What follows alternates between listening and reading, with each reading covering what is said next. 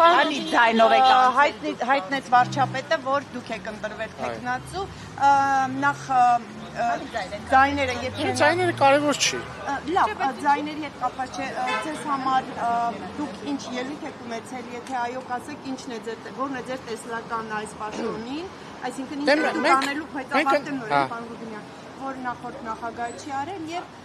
արդյոք թիմի այս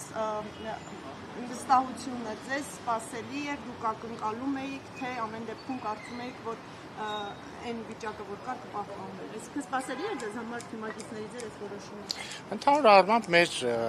վարչության ընթացակարգերը տարբեր պաշտոններում կամ տարբեր որոշումներ կայացնելիս միշտ շատ նման են, այսինքն տեխնատուները ելույթներ են ունենում, հնչում են հարցեր, հետո եզրափակիչ ելույթներ են լինում եւ հետո քվեարկություններ լինում։ Կոնկրետ այս դեպքում բոլոր տեխնատուները ներկայացրել են իրենց տեսլականը կամ իրենց առավելություններն են փորձել ընդգծել եւ գրանցվել է այն արդյունքը, որը գրանցվել է, ես չեմ կարող ասել սպասելի էր կամ անսպասելի էր, բայց շոյված եմ արդյունքից, այսպես ասեմ, եւ վստահությունը ինձ համար շատ պարտավորեցնող է, բայց ես չեմ կարող ասել, որ ինչ-որ բան պիտի ավելի լավ անեմ, քան նախորդ նախագահ կամ մյուս տեխնացուները, ես կարծում եմ, որ պարոն Սիմոնյանը շատ լավ ազգային ժողովի նախագահ է եղել եւ առաջին ազգային ժողովի նախագահն է իդեպ, որը ամբողջ ժամկետը նախագահել է, այսինքն հիմա երբ որ օգոստոսին լրանա, Հայաստանի պատմության մեջ չի եղել ազգային ժողովի նախագահ, որ մինչև ժամկետի վերջը այդ պաշտոնը զբաղեցնի, եւ պարոն Կոնջորյանը փայլուն խմբակցության ղեկավար է եղել, եւ մենք այս տարիների ընթացքում, այս 5 տարիների ընթացքում շատ մեծ եւ պատասխանատու աշխատանք ենք իրականացնել իրար հետ, անցել ենք շատ մեծ փորձությունների միջով, ի վերջո նաեւ մեր աջակցությամբ եւ մասնակցությամբ է տեղի ունեցել խաղաղության հաստատումը եւ մենք նպատակաուղղված ենք միասին շարունակել աշխատել։ Ինչն է որոշիչ եղել։ Օրինակ հնարավոր է որ Փաշինյանի հավանությունն ավելի շատ ձեր կողմն է եղել։ Այսինքն մեր քվեարկությունները փակ գաղտնի են եւ ոչ ոք չգիտի եւ ոչ ոք չգիտի թե ով ում ինչպես է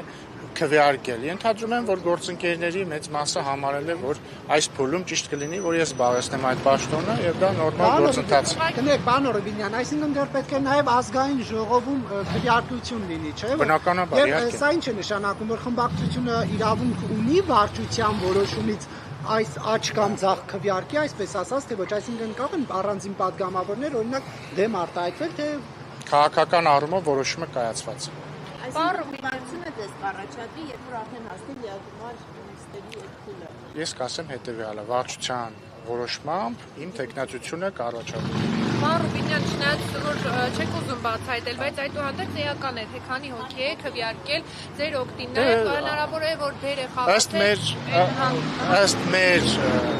ընթացակարգերի ընտրված է համարվում այն տեխնացուն, որը ստացել է ձայների կեսից ավելի։ 20 հոգի են, համա։ 20 հոգի են։ Թվաբանությունը արդեն արել։ 10-ից ավելի։ 10-ից ավելի։ Քանի ձայն եք ստացել, չէ։ Եթե կարիք լինի, երևի հաղորդակցության մեջ կնշվի, եթե չի լինի, չի նշվի, ես բայց չեմ կարծում, որ չի լինի, բայց չեմ կարծում, որ ընդհանրապես ձայն չի ստացել։ Ոչ, չկա նման։ Դուք եք պարոն Սիմոնյանը եւ պարոն Կոնջորյանը։ Այո։ Պարոն Ռուբինյան, հնարավոր է նաև դեր է խաղացել ձեր ընտրվելու հանգամանքում այն, որ խոսակցություններ կան Ալեն Սիմոնյանը պետք է նշանակվի հանրապետության նախագահ։ Դրանով պայմանավորված ավելությունների է եղել ձեր,